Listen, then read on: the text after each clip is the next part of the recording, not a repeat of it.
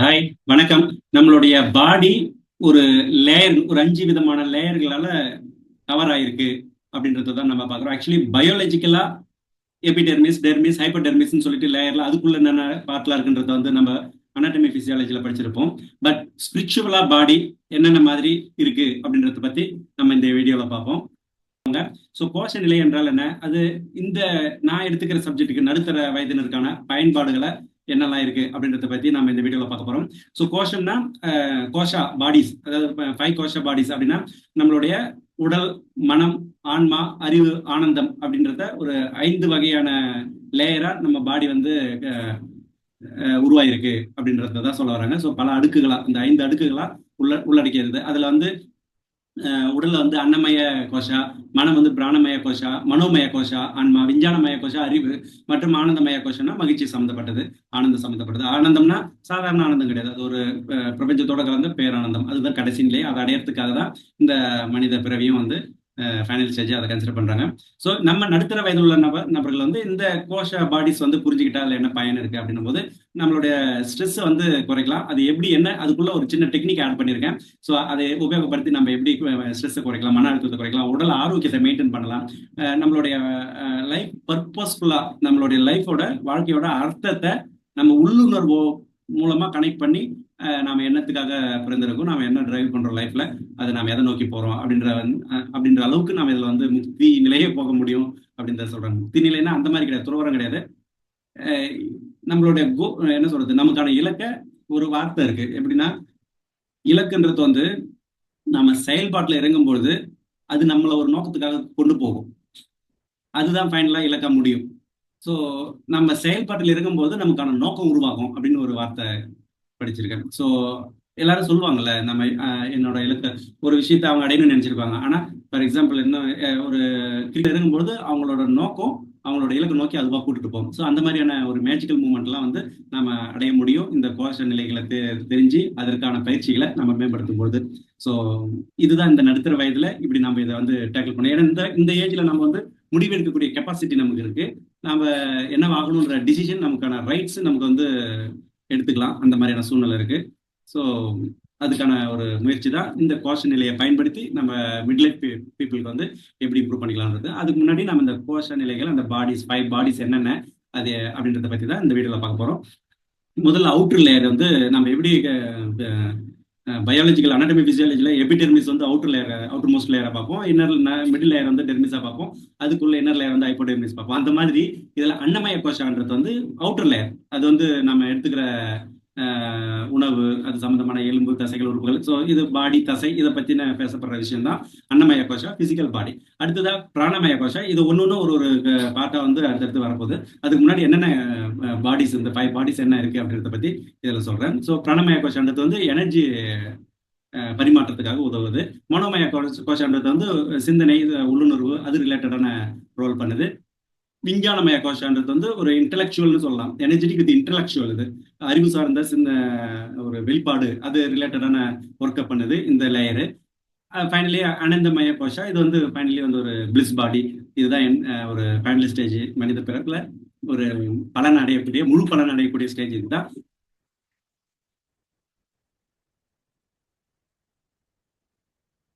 அடுக்கு வந்து ஃபர்ஸ்ட் அடுக்குது. இது வந்து நம்மளுடைய தோல், எலும்பு, தசைகள், உறுப்புகள், திசுக்கள், இது எல்லாமே பிசிக்கல் பாடி. இதுக்கு என்னெல்லாம் தேவை அப்படின்னா, ப்ராப்பரான உணவு, நீர், நம்ம பாடியை ஒழுங்காக வச்சுக்கிறதுக்காக ப்ராப்பரான தங்குவதற்கான இடம், அதை கரெக்டாக வந்து ஸ்லீப்பிங் பேட்டர்ன்லாம் வந்து ரெகுலராக கடைப்பிடிக்கணும். இதெல்லாம் தான் அதனுடைய அடிப்படை தேவைகள் இல்லைங்களா, பிசிக்கல் பாடின்னு பார்க்கும்போது. ஸோ இந்த அன்னமய கோஷாவில் உள்ளுக்குள்ள என்னென்னலாம் அப்படின்னு போகும்போது அதனோட நீடு என்ன தேவைப்படுதுன்னா, 5 சென்ஸ் வந்துருக்கு இல்லைங்களா. நம்ம கண், காது, மூக்கு, தொடுதல் அண்ட் வாய், இதெல்லாம் வந்து அந்த 5 சென்ஸ் இருக்குல்ல, அதன் மூலமா சுவை, தொடுதல், வாசனை, கேட்டல், பார்வை, இது போன்ற உணர்வு அனுபவங்களோட தொடர்புடையது அன்னமய கோஷா. ஸோ நம்மளுடைய உடல் ஆரோக்கியத்தை பேணுவது அவசியம். அதுக்கு இதுல ஏதாவது பிரச்சனைகள் வருது அப்படின்னும் போது அட்டா யோகா அப்படின்ற ஒரு பயிற்சி இருக்கு. அது நம்ம ஒரு பல பல வகையான பயிற்சி, 20க்கும் மேற்பட்ட பயிற்சி உள்ளடக்கிய ஒரு பிசிக்கல் எக்ஸசைஸ், பியூர்லி வந்து பிசிக்கல் எக்ஸசைஸ் அதை வந்து ஹோல்டு பண்ணியிருப்பாங்க. அதுக்கு பேர் அட்டா யோகா. அட்டா யோகான்றது வந்து கடைபிடிக்கும் பொழுது நம்மளுடைய அன்னமய கோஷத்தை வந்து 100% வந்து கம்ஃபர்டபுளாக வச்சுக்க முடியும் அப்படின்றது. இதுல என்ன சொல்ல வருதுன்னா, அன்னமய கோஷம்னா என்ன, அதனுடைய பேசிக் ஸ்ட்ரக்சர் என்ன, நம்மளுடைய உடல் தசை இது அதுக்கு என்னெல்லாம் தேவை, சரியான உணவு, நீர், உறக்கம் இதெல்லாம் தேவை, தங்குவதற்கான வசதியான இடங்கள் தேவை, நல்ல ஒரு என்ன சொல்றது ப்ராப்பரான நார்மல் ரூம் டெம்பரேச்சர்ல இதெல்லாம் கடைபிடிக்கும் பொழுது பாடி வந்து ஆரோக்கியமா மெயின்டைன் பண்ண முடியும். இது கடைபிடிக்க முடியாத பட்சத்துல பிரச்சனைகளை சந்திக்க வேண்டியது வரும், நோய் தாக்கங்கள் ஏற்படும். இதெல்லாம் இந்த சப்ஜெக்ட் எல்லாமே அன்னமய கோஷால வருது. இந்த அன்னமய கோஷால ப்ராப்பரா மெயின்டைன் பண்ணணும்னா ஹட்டா யோகா ஃபாலோ பண்ணணும் அப்படின்றது தான் கான்செப்ட். ஸோ புரியணுன்றதுக்காக திரும்ப ரிப்பீட் பண்ணேன். அடுத்ததா வந்து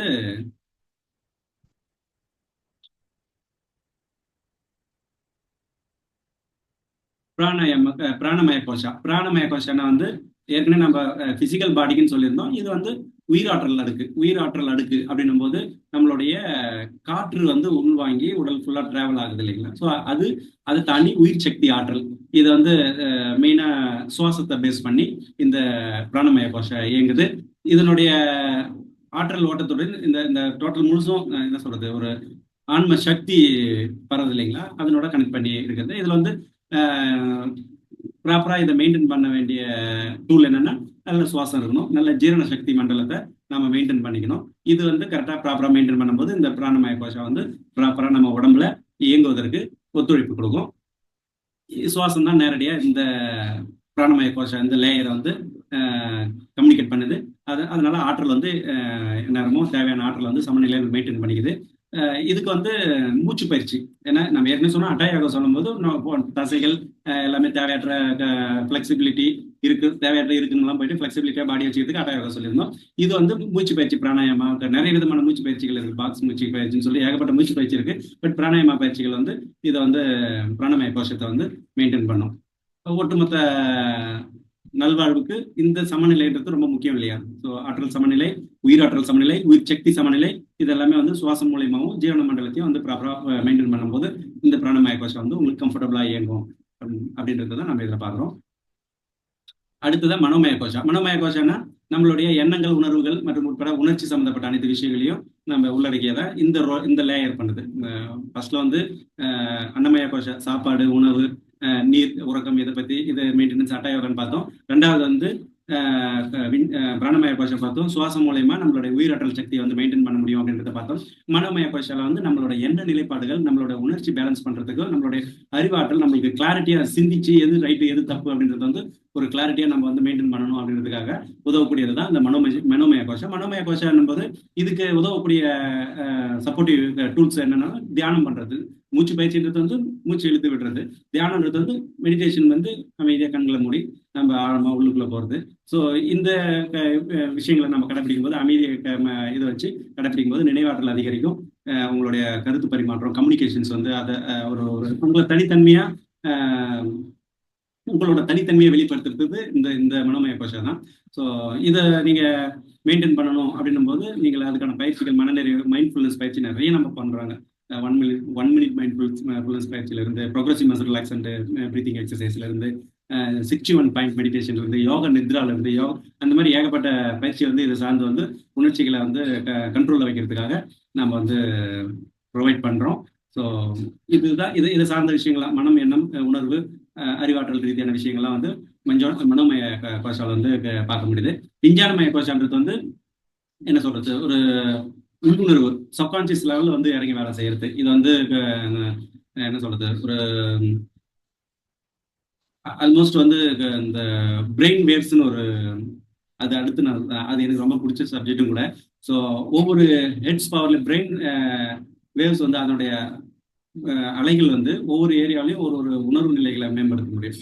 ஸோ அந்த மாதிரி ரொம்ப டீப் செஷன்ல ஒரு ஒரு உள்ளுணர்வு அந்த மாதிரி போகும்போது விஞ்ஞானமய உயர்ந்த புரிதல், உயர்ந்த தெளிவு, உயர்ந்த ஞானம் அந்த ஏரியாக்குள்ள வந்து டிராவல் பண்றது, அதுக்குள்ள வந்து விஞ்ஞானமய கோஷன்றது வந்து இந்த ரேஞ்சுக்கெல்லாம் போயிடும்போது நீங்க உங்களோட சிந்தனை ஆற்றல், உங்களோட அறிவினால 1000 பேர் பயன்படுவாங்க. ஸோ அந்த மாதிரி ஒரு குவாலிட்டி வந்து வரணும்னா இந்த விஞ்ஞானமய கோஷம் என்ன ஏதுன்னு தெரிஞ்சுக்கிட்டு அதுக்கான அது சார்ந்த பயிற்சிகளையும், அது சார்ந்த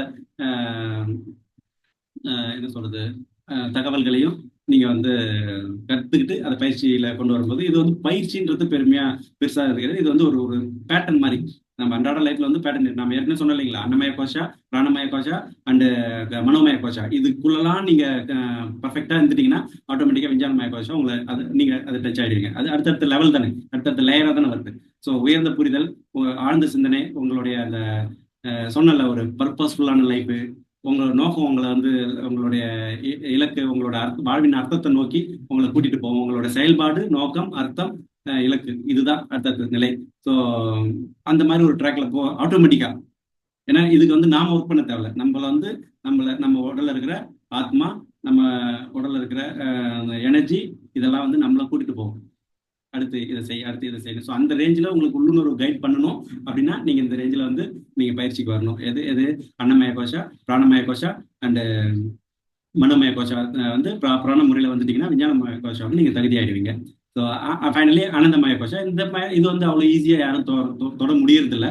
ரொம்ப ஒரு ஞானிகள், ரொம்ப முக்தி நிலை, அந்த மாதிரி ஒரு முற்றும் துறந்த நிலை, அந்த மாதிரி உலகத்துல எதுக்குமே ஆசைப்படாத, எல்லாத்தையும் களவும் கற்றுமறையா இல்லை எப்படி வேணாலும் எதுக்கும் ஆசைப்படாத, எத்தனை கோடி எத்தனை போய் கொட்டினாலும் அவங்களுக்கு வந்து அதை தாண்டற ஒரு சந்தோஷம் கிடைக்கும். ஸோ அந்த நிலையை அடையிறது தான் வந்து ஆனந்தமய கோஷம். ஏன்னா லைஃப்ல ஒரு கட்டத்துல வந்து நடுத்தர வயசுல நமக்கு 1008 கமிட்மெண்ட் இருக்கும். பட் போக போக போக போக ஒரு அப்படியே சலிச்சு போயிட்டு நம்மளோட தேடுதலே வேற மாதிரி இருக்கும் இல்லைங்களா? ஸோ கடவுள்கிட்ட போய் சேரணும். இப்போ நிறைய வயசான கிராமத்துல வந்து சின்ன வயசுல யோசிக்கிறேன், எனக்கு கூட்டுக்கோ கடவுளே, இந்த இந்த பிறவிலிருந்து எனக்கு விடுதலை கொடுக்கறவளே, எனக்கு ஒரு சந்தோஷம் கிடைச்சிரும், எனக்கு இது பிடிக்கல, அந்த மாதிரிலாம் புலம்புவாங்க. அது கான்செப்ட் அது கிடையாது ஆக்சுவலி.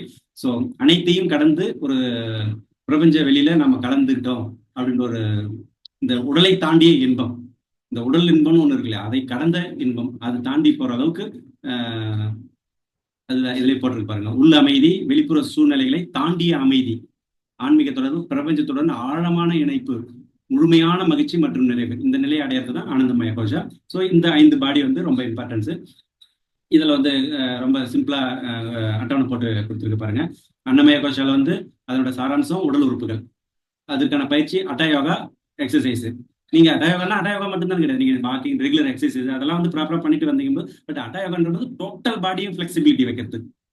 நம்ம வாக்கிங், நம்ம ஒரு சில பயிற்சியெல்லாம் நம்ம இதுக்குன்னு இருக்கும். பட் அட்டாக் வந்து ஒரு டோட்டல் பாடியை முழுமை பெற்று மொத்த பாடியும் வந்து ஒரு 100% ஃபங்க்ஷனாலிட்டிக்கு வந்து உங்களோட பாடி ஒத்துழைக்கிறது தான் வந்து அட்டாயோகா பயிற்சி. அது என்ன அப்படின்றத பத்தி நான் அப்போ அடுத்த கிளாஸ்ல வாய்ப்பு இருந்ததுன்னா நான் உங்களோட பகிர்ந்துக்கிறேன், இல்லைன்னா பயிற்சி திட்டத்தில் பகிர்ந்துக்கலாம். பாதிப்பு அட்டயோகானாலே, இது அன்னமயனாலே நம்மளுடைய உடல் உறுப்புகள் சார்ந்த விஷயம் தானே. ஸோ அதனால நோய், டிசீஸ், காயம், இதெல்லாம் வந்து இந்த ஏரியாக்குள்ள இருக்கிறது. இதை வந்து கடைபிடிச்சதுன்னா நல்ல உடல் ஆரோக்கியத்தை மெயின்டைன் பண்ணலாம். அடுத்தது பிராணமய கோஷால வந்து உயிர் சக்தி தான் இதோட சாராம்சம்னு சொல்லியிருந்தோம். அதுக்கு வந்து டூல் என்ன யூஸ் பண்றோம், பிராணாயாமா, சுவாச பயிற்சி எதுனாலும் யூஸ் பண்ணலாம். இதுல வந்து சரியா பராமரிக்கப்படலை அப்படின்னா உங்களோட எனர்ஜி லெவல் வந்து லோ ஆயிடும், விழுந்துடும். இதை நல்லா பயன்படுத்தும் போது உயிர் சக்தியான உயிர் சக்தி மிகுந்த ஒரு எனர்ஜெட்டிக்கான ஆளா இருப்பீங்க. ஒவ்வொரு நாளையும் வந்து ஒரு எனர்ஜெட்டிக்கா நீங்க ஃபீல் பண்ண முடியும் அப்படின்றது தான் மனோமய கோஷம்னா. இது மனம் சார்ந்த, உணர்ச்சிகள் சார்ந்த விஷயம். இதுல வந்து நீங்க தியானமும் மைண்ட்ஃபுல்னஸும் பண்ணும்போது, மெடிடேஷனும் மைண்ட்ஃபுல்னஸும் பண்ணும்போது உணர்ச்சி சமநிலையில வச்சு கம்ஃபர்டபுளா, என்ன சொல்றது, வெளியில நடக்கிற யார் என்ன பேசினாலும் அது வந்து உங்களுக்கு பெருசா தாக்காது. அதை வந்து சஸ்டெயின் பண்ணி கரெக்டா மெயின்டைன் பண்ணி அதுக்கு என்ன சரியான சொல்யூஷனோ அதுக்கு மட்டும்தான் அப்படி ரியாக்ட் பண்ணுவீங்க. ஸோ அது இல்லைன்னா ஸ்ட்ரெஸ் அதிகமாகும், குழப்பம், அனெக்சைட்டி, டிப்ரெஷன் எல்லாம் வரும். விஞ்ஞானமய கோஷம் வந்து அதனோட சாராம்சம் புத்தி, உள்ளுணர்வு, சப்கான்சியஸ் லெவலில் உங்களோட நோக்கத்தை அது கூட்டிட்டு போகும்னு சொன்னோம் இல்லைங்களா? ஸோ அது அந்த லெவலில் வந்து விஞ்ஞானமய கோஷ லேயரு. ஸோ இதனுடைய தொடர்புடைய பயிற்சி அப்படின்னா சுய பிரதிபலிப்பு. அதுதான் சொல்றேன், அந்த சுய பிரதிபலிப்புனா என்னன்னு உங்களுக்கு புரிஞ்சுக்கிறதுக்கே இந்த 4 கோஷம், இந்த 3 கோஷம் நிலையை கடந்து வந்தீங்கன்னா இது ஆட்டோமேட்டிக்கா உங்களுக்கு புரிஞ்சிடும். ஸோ இது இப்போ இதுல ஃபால்ட் வந்ததுன்னா குழப்பம் அதிகமாகும். அதோட பயன் வந்து தெளிவான சிந்தனை, நம்மளோட லைஃபோட அர்த்தம் என்ன, நம்ம எதுக்காக, அந்த நோக்கம் நம்மளை கூட்டிட்டு போகணும்னு சொன்னீங்களா, அந்த பயன்லாம் பெறலாம். ஸோ நடுத்தர வயசுல அண்ட் ஃபைனலி நடுத்தர வயசை கடந்துட்டோம்னா என்ன தேவைன்னா ஆனந்தமய நிலை தேவை.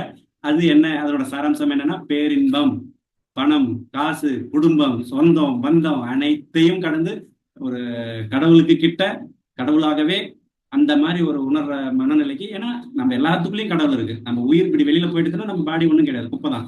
ஸோ அந்த தன்மையை உணர்ந்து என்ஜாய் பண்ணணும். அந்த மாதிரியான ஒரு சூழ்நிலைக்கு போகிறது தான் வந்து இந்த ஆனந்தமய கோஷா. இதுக்கு வந்து ஆழ்ந்த தியானம், இதெல்லாம் வந்து it's not easy job actually.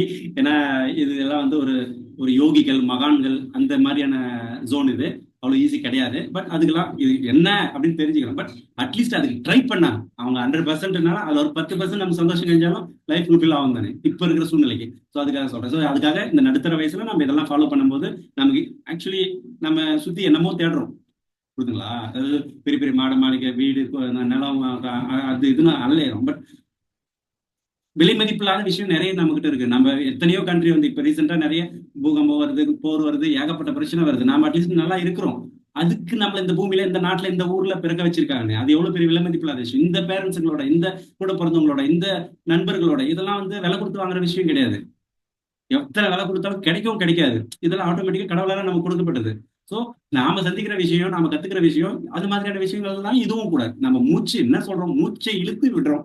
அது ஒரு பயிற்சி முறையா கரெக்டா ப்ராப்பரா எப்படியோ அதுன்னு ஒரு ஒரு ஒரு முறையோட பண்ணும்போது அது ஒரு பயிற்சி ஆகுது. அதுக்கு இவ்வளவு பெரிய பயன் இருக்கு. உங்களோட எனர்ஜி லெவல் இம்ப்ரூவ் ஆகுது, ஆற்றல் அதிகப்படுத்திக்க முடியுதுன்னு செய்யலாமே. அன்னமய கோஷானா ஹதா யோகானா அது என்ன? அந்த எக்ஸசைஸ் பண்ணா உடல் பிளெக்சிபிலிட்டி 100% கிடைக்குதுன்னு சொல்றாங்களே, ஏன் பண்ணக்கூடாது? நோய் இல்லாம காப்பாத்திக்கலாம், உடல் ஆரோக்கியத்தை மெயின்டைன் பண்ணலாமா? மனோமய கோஷானா தியானம், மைண்ட்ஃபுல்னஸ் இதெல்லாம் எப்படி பண்ணணும், அது தெரிஞ்சு பண்ணோம்னா நம்மளுடைய அதுதானே இப்ப பிரச்சனையா இருக்கு.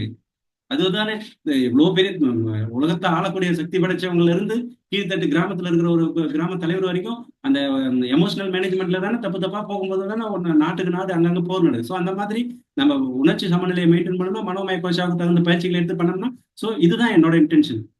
நம்மளோட நடுத்தர வயசுல நம்மளால என்ன நம்மளை கம்ஃபர்டபுளா வச்சுக்க முடியுமோ வச்சுக்கிட்டோம்னா நம்மளால 10 பேர் பலன் பெற முடியும்னாக்கா அது பியூட்டிஃபுல்லான லைஃப் போதுமே. அதுல நாம எக்ஸ்ட்ரீமா நம்ம நல்லா பயிற்சி பண்ண நம்மளால 1000 பேர் 1,00,000 பேர் வாழ்ந்த சந்தோஷம் தானே. நம்மளால மீன் உங்களால சொல்றேன். சோ உங்களை சுத்தி இருக்கிற 1000 பேர் 1,00,000 பேர் இருக்காங்க. நம்மள நாம பாதுகாத்துக்கிட்டாலே இது பெரும் இப்ப இருக்கிற மாடர்ன் டே வேர்ல்டுல வந்து பெரிய விஷயம். சோ அதுக்கான ஒரு முயற்சி தான் இது. Shine your max, shine your mind, இதெல்லாம் வந்து. ஸோ இதுல வந்து இன்னும் ஒரு சிம்பிளான டெக்னிக் நான் வந்து இதுல இன்க்ளூட் பண்ணணும் அப்படின்னு சொல்லியிருந்தேன். இதுல இப்ப நீங்க வந்து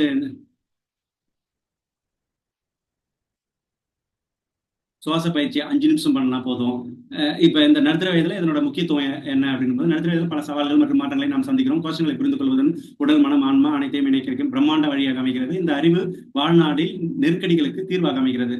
3வது பருவ வாழ்க்கையின் அழகை அனுபவிக்க கோஷங்களின் புரிதல் உதவுகிறது. ஏன்னா நம்ம கையில இந்த நடுத்தர வயசு கடந்துட்டோம்னா நம்ம கையில எனர்ஜி இல்ல, நம்ம கையில டைம் இல்ல. டைம் இருக்கும் மேபி, நம்ம நினைச்ச மாதிரி ஓடி ஆட முடியாது.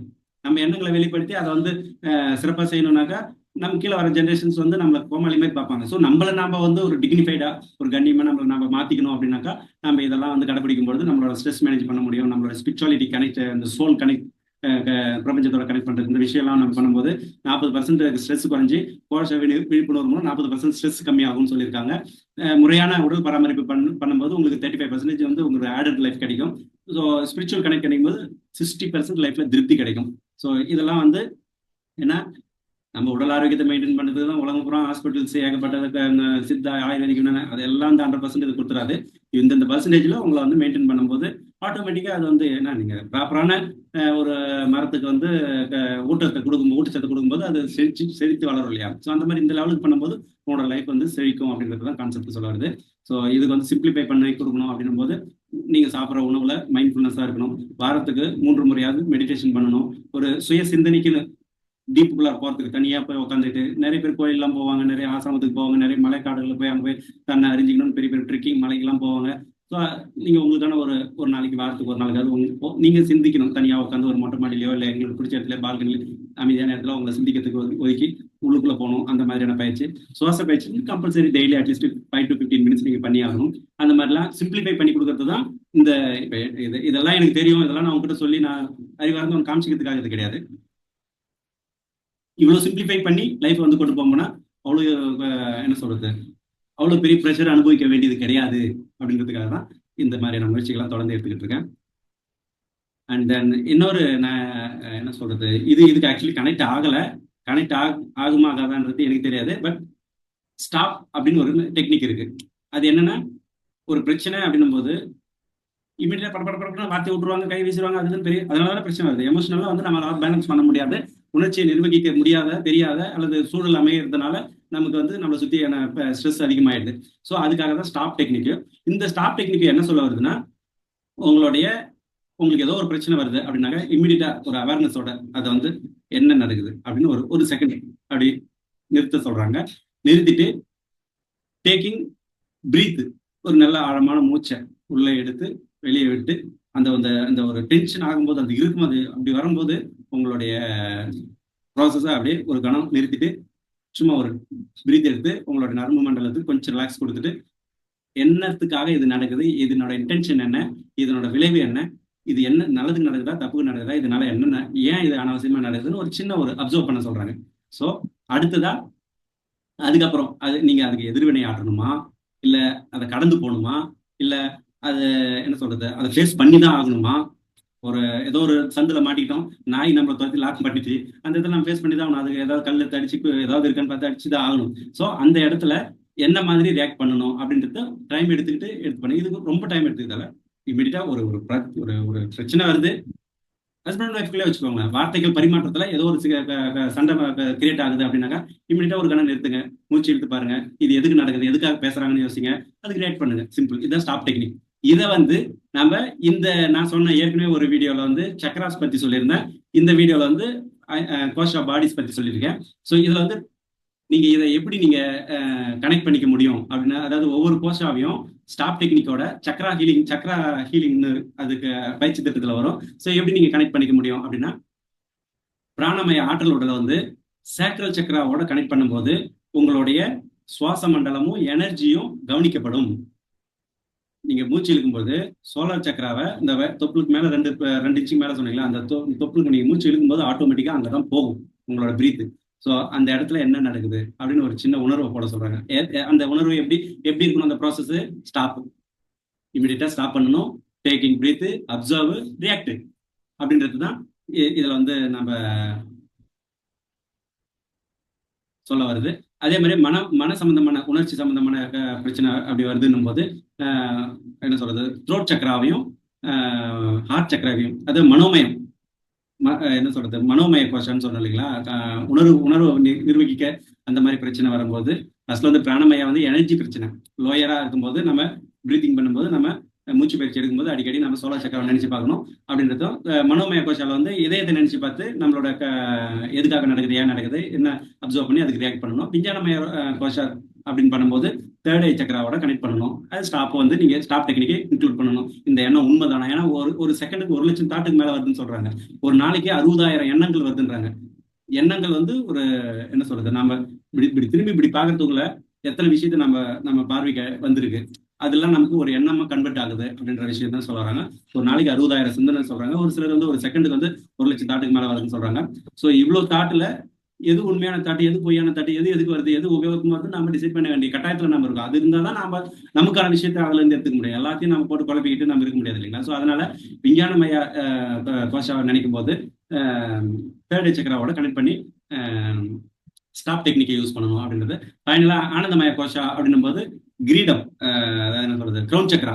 ஏன்னா கிரவுண்ட் சக்கரம் வந்து நம்ம உடம்புல இல்ல, உடம்பு விட்டு 1 இன்ச்சு மேல இருக்குன்னு சொல்லியிருந்தோம். அது வந்து பிரபஞ்சத்தோட கனெக்ட் ஆகி ஸ்பிரிச்சுவல் கனெக்டருக்காக ஒர்க் பண்றது, ஈஸியா கனெக்ட் ஆகும் அப்படின்றதுனால நீங்க ஆனந்தமய கோஷன் போகும்போது கிரீடம் இதெல்லாம் வந்து என்ன சொல்றது, எப்படி ஒரு அனாட்டமி பிசியாலஜி, ஒரு ஃபார்மகாலஜி, கைனடிக்ஸ் அப்படின்னு போகும்போது ஒரு காம்ப்ளிகேட்டடா ஃபார்மகெமிஸ்ட்ரி எல்லாம் போகும்போது இருக்கோ அந்த மாதிரி தெரியும். பட் பயிற்சின்னு பண்ணும்போது அது வந்து உங்களுக்கு புரியும்.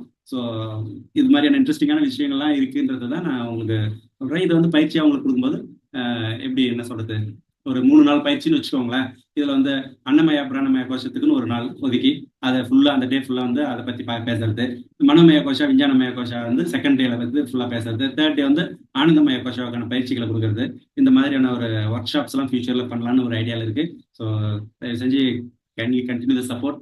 ஈவன் தோ லைவ் போடலாம் அப்படின்னு போகும்போது மினிமம் ஒரு 50 சப்ஸ்கிரைபாவது இருந்தால் தான் லைவ் போட முடியும்னு யூடியூப்ல அலோவ் பண்ணலை. ஸோ அதனால சப்ஸ்கிரைப் பண்ணி வைங்க.